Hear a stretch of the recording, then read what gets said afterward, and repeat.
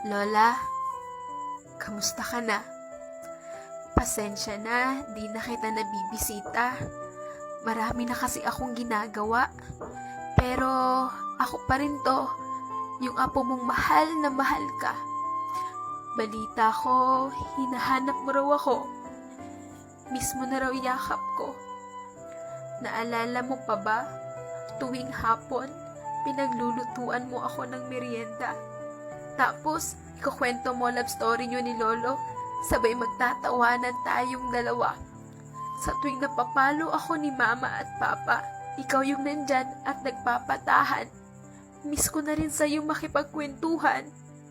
Pag may gusto ako, na di kayang ibigay ng mga magulang ko, kahit kapos ka, pipilitin mong mabigay sa akin to.